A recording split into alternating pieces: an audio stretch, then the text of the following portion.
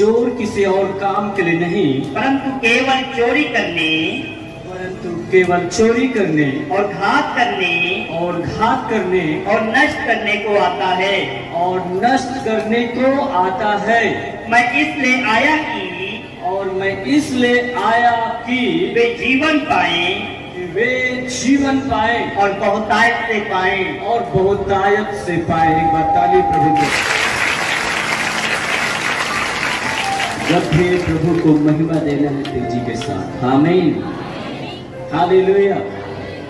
इस वचन को हम कई बार पढ़ते हैं, हाँ या ना, लेकिन इसको समझिए। अब यहाँ पर एक बात को ध्यान से दे, चोर किसी और काम के लिए नहीं आता है। अब चोर का काम क्या है?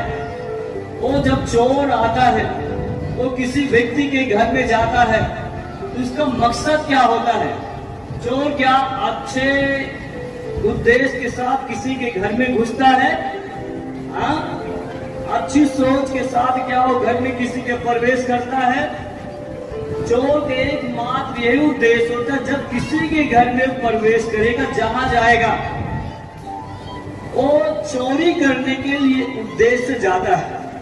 उसके पास अच्छा सोच नहीं होता, गलत विचार, गलत मानसिकताएं उसके अंदर होती है। और यहाँ पे वही बातें लिखे कि चोर किसी और काम के लिए नहीं, परंतु चोरी करने के लिए आता है। हालेलुया। अब यहाँ पर इस बात को हमें समझने की जरूरत है मेरे प्रिय। और लिखा कि हत्या करने, नष्ट करने और हत्या करने के लिए वो आता है। लास्ट में लिखा यीशु आया जीवन देने के लिए और बहुतायत का जीवन देने के लिए। आमीन। देखो मेरे प्रिय, मेरे भाई बहन, यही चोर जो बाइबल में बोला गया, ये एक संसारिक चोर की बात मैं नहीं कर रहा हूँ। ये एक आध्यात्मिक चोर है जो आंखों से दिखता नहीं है। वो एक आध्यात्मिक है जो हमें पाप की ओर, जो हमें गुनाह की ओर, गलत कार्यों की ओर हमें लेकर चला जाता है। वो जो चोर है, शैतान के बारे में बाइबल बताती है। वो जब आता है चोरी करने, घात करने और हत्या करने के लिए आता है। मेरे प्रिय मेरे भाई बहन, यही जो चोर है, यही जो दुष्ट आत्मा है, यही जो शैतान है, आज हमारे जवान बेटे बेटियों के मासूमियत को क्या है, चुरा लिया है। यही दुष्ट आत्माएं, अंधकार की शक्तियां जवान बेटे बेटियों के अंदर पाप को ला दिया है। वो पाप की ओर से लेकर चला जाता है, गुनाह की ओर से लेकर चला जाता है, बेविचार की ओर से लेकर चला जाता है, गलत कामों की ओर लेकर चला जाता है, नशीली पदार्थ का सेवन वो करवाने लगता है और यहाँ तक कि हत्याएं भी करवा देता है। आज बहुत सारे नौजवान कहीं न कहीं नशा करके, कहीं न कहीं उनको कुछ समझता नहीं, हत्याएं कर देते हैं।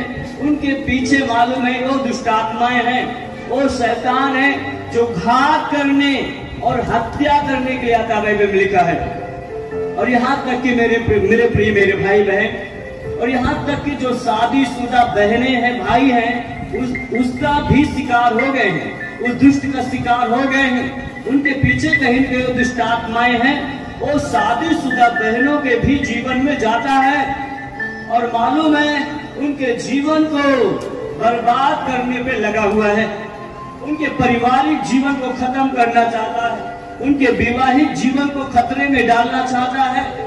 और यहाँ पे वही बातें, चोर चोरी करने, घात करने, हत्या करने के लिए आता है, उसका और कोई काम नहीं है। यहाँ तक कि एक पति ने बोला पत्नी को, कुछ बोल दिया तो पत्नी ने गुस्से में आकर कहीं न कहीं वो जाकर जहर खा लेती है, वो आत्महत्या कर लेती है।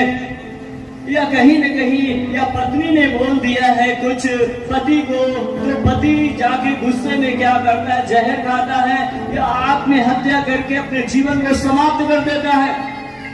ऐसे इसके पीछे कहीं न कहीं ये दुष्ट आत्माओं का काम है, ये दुष्ट आत्माओं का स्वभाव है जो लोगों के जीवन में पड़ा हुआ है।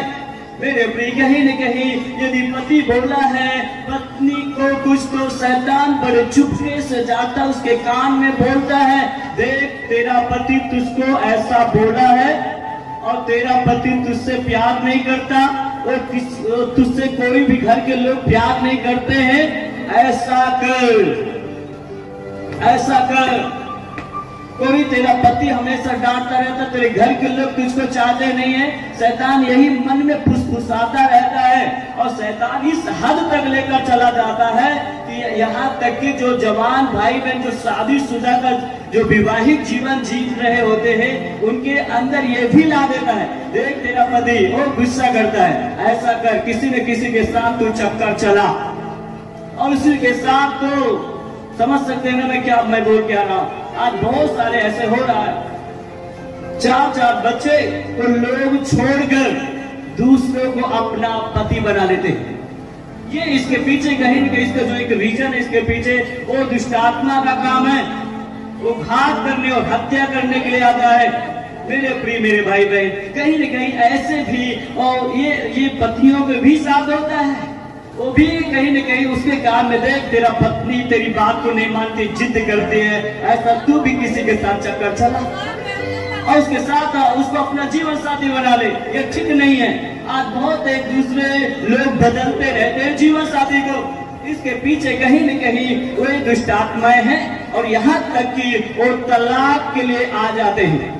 आप जाओ कोर्ट और कचहरी में जाकर देखो, लाइन लगी रहती है डिवोर्स का, तलाक का। इसके पीछे कहीं न कहीं ये दुष्टात्माओं का काम है। इसको समझना मेरे प्रिय बहुत ही जरूरी है। और यहाँ तक कि जवान बेटे बेटियों के अंदर भी यही दुष्टात्मा ला देता है। कुछ माँ बाप ने बोला बेटे को या बेटी को, गुस्से में आ गया वो जवान बेटा बेटी, वो कहता पिताजी आप हमको कुछ मत बोलिए, नहीं तो हम जहर खा के मर जाएंगे। अगर आपने हमसे अगर कुछ भी किया तो हम जहर खा के मर जाएंगे, सबको फंसा देंगे। और ऐसा बहुत सारे घटनाएं घटती है। इसको समझने की जरूरत है मेरे प्रिय। आज किस प्रकार से दुष्टात्मा अंधकार की शक्तियां क्या शादीशुदा क्या नौजवान लोगों के जीवन को चुराना चाहता है, बर्बाद करना चाहता है, वो खतरे में लाना चाहता है। लेकिन प्रभु का वचन क्या कहता है? प्रभु क्या कहता है आगे? मैं इसलिए आया कि वे जीवन पाए और बहुतायत का जीवन पाए। आमीन, हालेलुया। देखो मेरे प्रिय क्या है, दुष्ट हमें मारना चाहता है, हमारे जीवन को, हमारे परिवार को खत्म करना चाहता है। लेकिन परमेश्वर की योजना यह है लोगों को बचाने का, लोगों को जीवन देने का, लोगों को शांति देने का, लोगों को छुड़ाना वो चाहता है। अगर उसकी बातों को हम सुने, उस पर हम विश्वास करें, हम अपने जीवन को प्रभु को समर्पित करें, तो निश्चय है कि हम जीवन पाएंगे और छुड़ा लिए जाएंगे यीशु मसीह के सामर्थ्य नाम में।